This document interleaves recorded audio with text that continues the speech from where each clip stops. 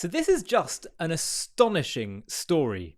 And quite frankly, I am shocked that it hasn't really been picked up that much by the media. There was a Jewish man in Britain that was kidnapped, and there was an attempt to basically hold him hostage and try to create all these demands. Otherwise, they were going to torture him.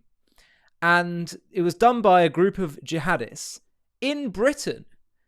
This is the story that people aren't really talking about that much, but it was reported in the Times.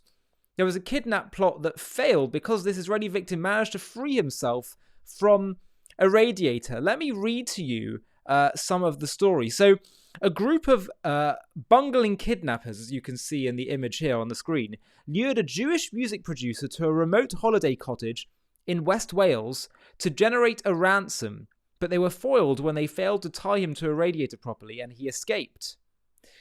Before carrying out the kidnap attempt, Faiz Shah, 23, Mohammed Komri, 23, and Elijah Ognubi Sim, 20, discussed their intention of jihad against Itai Kashti, an Israeli music producer and composer who they believed had been on pro-Israeli marches. Ognubi Sim told his fellow kidnappers before the attempt, "Each one of us has 100% faith in Allah, so we cannot fail." And this is an image of the cottage, by the way, which the kidnappers had rented. And it was like something out of a horror film, Kashti said.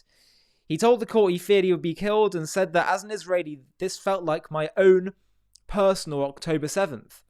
About the terror attack on Israel in 2023 when about 1,200 people were killed and about 250 kidnapped by Hamas. Swansea Crown Court was told the aim of Shah from Bradford, Comrie from Leeds and Ognubi Sim from Croydon, South London, was to extract a financial ransom for Kashti, but there was clear political and religious motivation as well. Kashti, a husband and father based in London, received an email on August the 14th last year from someone calling themselves Lucas Wilmslow and claiming to be an A&R man for Polydor Records.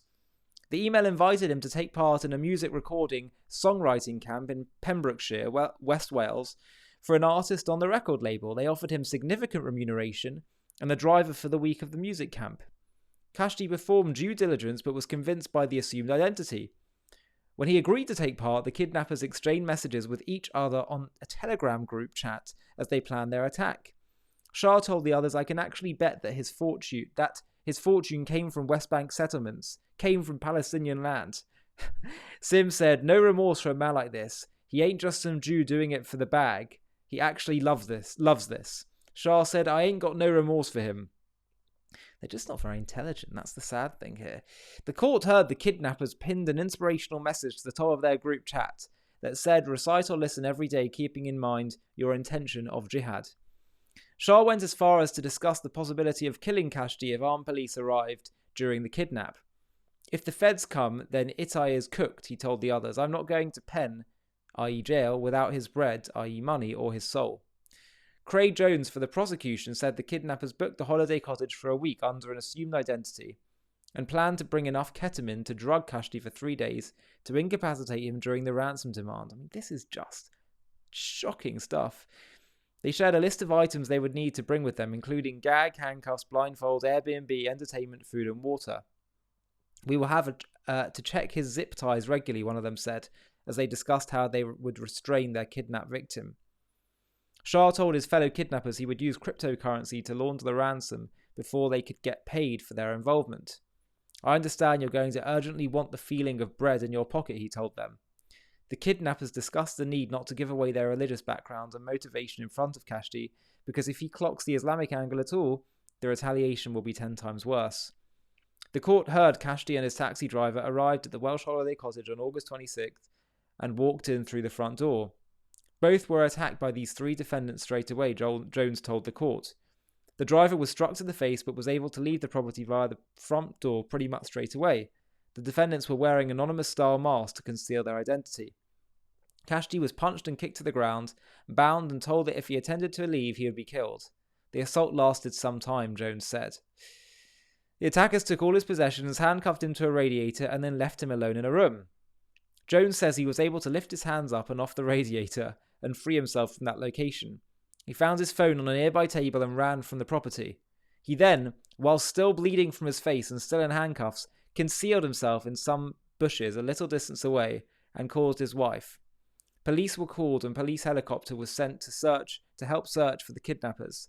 They were found later that evening in fields close to the house as they tried to arrange for a third party to drive to West Wales to pick them up.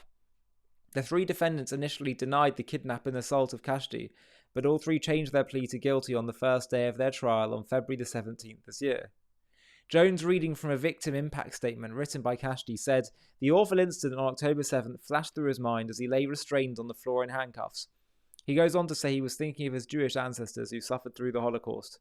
Kashdi told the court, "I can never forget the strange, silent feeling of entering the empty cottage. It was like something out of a horror film." Jones said the impact on Kashdi and his wife has been strong and devastating. He suffers anxiety, a general feeling of discomfort and being unsafe, and does not know how he will be able to arrange work in the future. Judge Catherine Richards said the offence involved significant and highly sophisticated planning, and the men had targeted Kashdi based on your understanding of his wealth, his Jewish heritage, and your racial hostility. She sentenced Sean Comrie to 8 years and 1 month in jail for the charge of kidnap, and Ognu Sim to the same length of time in a young offenders institution. She said they would serve 2/3 of their sentence in custody and the remainder on licence. The other charges of unlawful wounding and inflicting grievous bodily harm with intent were ordered to lie on file. And the reason I'm sharing this story with you is because there's a bit of a sense that, what happens if something isn't done to stop the rise of radicalism on the shores of Europe and in the West. And there's all kinds of speculation over what that's going to mean if Europe and the West don't get a grip. Well, I think this is a concerning example of what that can look like. If we don't put a halt to the radicalism, if we don't shut down the bigotry and the hatred and the anti-Semitism, if we don't stand up to it and tell the truth and fight back, then unfortunately these kind of occurrences will inevitably continue.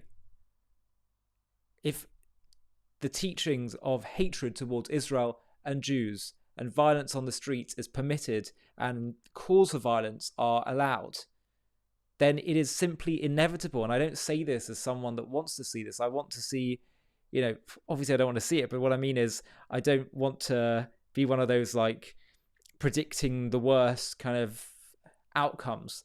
I'm just simply saying this is an inevitable prediction of what will happen, an inevitable logical consequence of what will happen if you simply allow for bigotry and hatred and vitriol to have free reign. So this should be a wake-up call. This should be a wake-up call.